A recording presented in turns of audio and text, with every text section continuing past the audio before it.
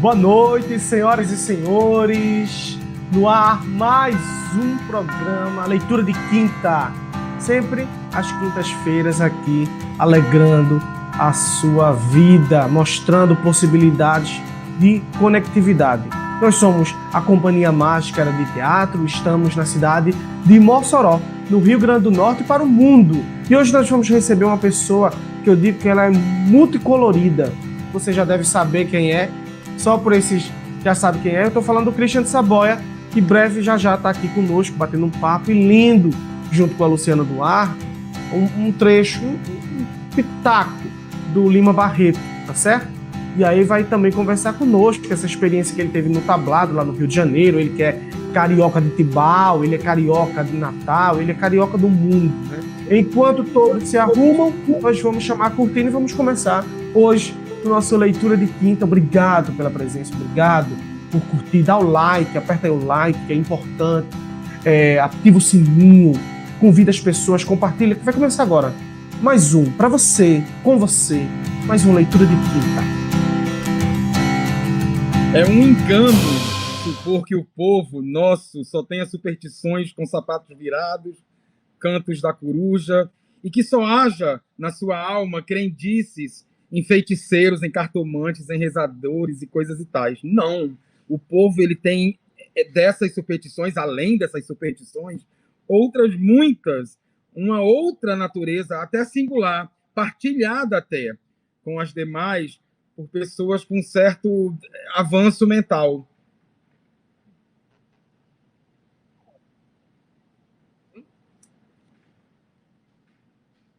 Qual é? Você não sabe? Sei não. Pois é, a do doutor. Como assim? O doutor, para nossa gente, não é um profissional desta ou daquela especialidade, não. É um ser superior, semidivino, com a construtura fora do comum, cujo saber não se limita a este ou aquele campo de cogitações intelectuais da humanidade, e cuja autoridade só é valiosa neste ou naquele mister. É onisciente, se não infalível. Tem em grande conta a competência especial dos seus diretores. Todos eles são tão marítimos como o nosso ministro da Marinha, por exemplo. Entretanto, os lobos do mar, de todas as categorias, não se animam a discutir a capacidade do seu chefe. É doutor e basta. Mesmo que seja em filosofia, em letras, coisas até muito parecidas, o comércio de navegação, por exemplo. Há, no caso, e tu deves conhecer isso, deves te lembrar daquele matuto que admirou-se muito ao ver o doutor por ele pagiado, e não sabia abrir uma porteira no meio do caminho. Lembra-te disso? Eles iam a cavalo. Pois não? Que doutor é esse que não sabe abrir a porteira? Não foi essa a reflexão do caboclo? Foi. Comigo aconteceu uma muito boa. Qual foi? Eu andava meio perdido, numas brenhas, e com uma turma de exploração. O lugar não era mau, e até aquele momento não tinha tido moléstia de vulto. O pessoal dava-se bem comigo e eu muito com eles. Improvisamos uma aldeia, um rancho com barracas, pois o povoado mais próximo ficava distante umas 4 léguas. E eu morava num rancho de palha, uma espécie de capataz que me era afeiçoado. Dormia cedo, acordava cedo, muito de acordo com os preceitos do falecido bom homem Ricardo. Numa noite, sei lá, 10 horas da noite, vieram bater-me à porta. E eu, assustado, eu perguntei quem é. Somos nós, somos nós. Reconheci a voz dos meus trabalhadores, saltei-me da rede, acendi o candeeiro e abri a porta. O que há? O que foi? Seu doutor, é o Felício, que está com os olhos revirados para riba. Acorde, que senão ele vai morrer. Contaram-me, então, o caso. O Felício, um trabalhador aqui do lado da turma, tinha tido um ataque, um acesso, uma súbita moléstia. Qualquer coisa parecida, e eles vinham pedir-me que acudisse o companheiro. Mas eu disse, Eu não sou doutor, eu não sei como é que eu faço com essa situação. Quis explicar a eles a diferença que existe entre um engenheiro e um médico. Os caipiras, porém, não queriam acreditar, não acreditaram, e muito pelo contrário, da mansidão primeira, eles foram para certa agressividade, foram se exaltando, até que lá longe eu ouvi uma voz meio marvada dizendo que se eu não tomasse uma providência, eles iriam dar cabo de mim. Inclusive, um suado assim, ele, o que é se não é doutor? Bom, e aí eu, tomado por esse pulso, mesmo que não soubesse de nada, determinei que dessem a ele um purgante. Tomei o pulso dele, inclusive, porque isso eu sabia, e aí perguntei se estava tudo bem e dei a essa turma um pungente com óleo e, enfim. Eficaz medicina essa. Depois do feito, umas cápsulas de quinino que sempre andam comigo, eu também dei. Então o homem curou-se? Curou-se. Misericórdia, ainda bem que o povo tem razão. O Quaresma está doido. Não se podia esperar outra coisa, disse o doutor Florencio. Aqueles livros, aquela mania de literatura, de leitura. Para que lia tanto, indagou Caldas. Telha de menos, disse o Florencio. Ele não era formado, para que metesse, então, com tantos livros? Isto de livros é bom para homens sábios, para os doutores. Devia até ser proibido, disse Genecílio, a quem possuísse um título acadêmico, ter os tais dos livros. Evitaram-se, assim, essas desgraças. Vocês não acham? De certo, disse Albernaz. Calaram-se por um instante e as atenções convergiram para o jogo. Pois bem, um jornal ou semanário de Buenos Aires, quando uma equipe brasileira de futebol, de volta do Chile, onde fora disputar um campeonato internacional por lá passou, pintou-a como macacos. A coisa passou desapercebida, devido ao atordoamento das festas do rei Alberto. Mas se assim não fosse, estou certo de que haveria irritação em todos os ânimos. Precisamos nos convencer de que não há nenhum insulto em chamar-nos de macacos.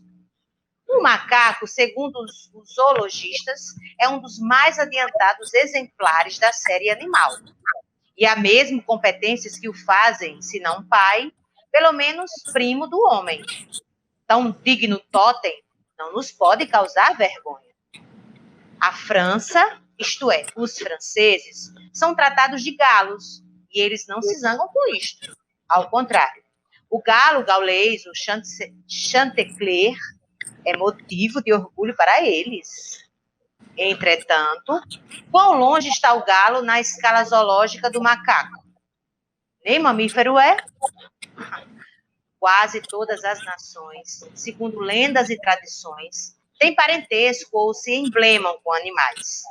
Os russos nunca se zangaram por chamá-los de ursos brancos. E o urso não é um animal tão inteligente e ladino como o macaco. Vários países, como a Prússia e a Áustria, põem nas suas bandeiras águias. Entretanto, a águia, desprezando a acepção pejorativa que tomou entre nós, não é lá animal muito simpático. A Inglaterra tem como insígnias animais o leopardo e o unicórnio. Digam-me agora os senhores, o leopardo é um animal muito digno? A Bélgica tem leões ou leão nas suas armas. Entretanto, o leão é um animal sem préstimo e carniceiro. O macaco é verdade, não tem préstimo, mas é frugívoro, inteligente e parente próximo do homem.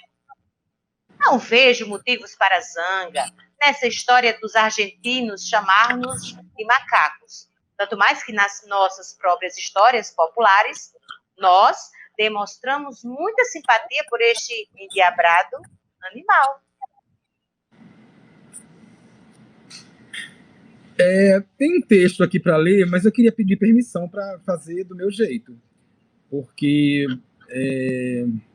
assim, eu prefiro falar com as minhas verdades aqui. Eu tive a honra de ter os melhores professores do universo. Os meus professores foram professores muito importantes na minha vida. E aí eu digo isso desde o colégio mais remoto no Rio de Janeiro até o meu segundo grau, que foi permeado por grandes mestres. E eu tive uma professora que foi fundamental na minha vida. Eu acho que sem ela eu não teria chegado à Lua, que foi Nila Andrade. Nila Sanches. Bom, não estou lembrado aqui, estou trocando os nomes. Mas Nila me apresentou Lima Barreto. Eu devia ter 14, 15 anos de idade. E mesmo que a história de Lima Barreto ela se confunda com o mais absurdo que um ser humano pode fazer a outro, a história de Lima Barreto é uma história muito triste, muito densa, muito tensa. Lima Barreto era alcoólatra, e lá no início do século XX, salvo engano, em 1919, Lima Barreto foi internado como louco, por beber muito. Naquela época se fazia isso. E aí, nos momentos de lucidez, ele escrevia, e ele escreveu obras-primas, não somente O Triste Fim de Policarpo Quaresma, porque tem um livro de Lima Barreto que quase uma biografia, não é? Dolorosa, absurdamente dolorosa, que é Diário de um Hospício. Acho que todo artista, todo ser humano, todo ator deveria ler. Para mim, é o livro dele. No hospício, onde ele passou anos internado como louco, sem de louco ser absolutamente nada, ele também escreveu O Cemitério dos Vivos. São nomes fortes, não é? Mas que mostram muito o absurdo que foi feito com esse homem. Negro, sim, rechaçado pela Academia de Letras, tentou 3 vezes e não conseguiu. Títulos muitos de Lima Barreto não lhe foram dados por sua condição, pela condição da sua família. Eu fico imaginando que, embora a literatura conte com altos números de biografias e raras são as obras com testemunhos tão brutos, diretos, verdadeiros, coerentes, sobre a humilhação humana. O Diário do Hospício é isso daí. Lima Barreto, ele foi preso na urna, onde hoje funciona o UFRJ, no Rio de Janeiro, ali em frente à sede do Yacht Club. Quem é carioca sabe, quem morou por lá também. E morreu nesse absurdo, né, envolto por essa dor. Lima Barreto certamente, daí não precisa nem ser um conhecedor desse cara, mas ele é certamente o principal autor, o principal escritor, sei lá, pelo menos a voz mais crítica, chegando gente para falar comigo, ali do início do século XX. Então, é isso, Luciana. Vamos para frente aí. Tá aí, hein, Lu? Uma aula de atenção, de amor, né? De boas palavras. E vamos dar um tchau, vamos abraçar, vamos agradecer a Christian. Christian, suas palavras de cheiros, de ois, de tchauz. Me diga aí, meu querido, para você poder nadar nesse mar. De todo modo, muito obrigado por tudo. É sempre uma honra estar perto de vocês. Cole mais em mim, Jason, vai melhorar mais a sua vida. Viu? Mônica Danuta, um beijo. Cheiro no coração de todos vocês. Até a próxima. Namastê. Que a arte invada o coração de vocês. Até mais.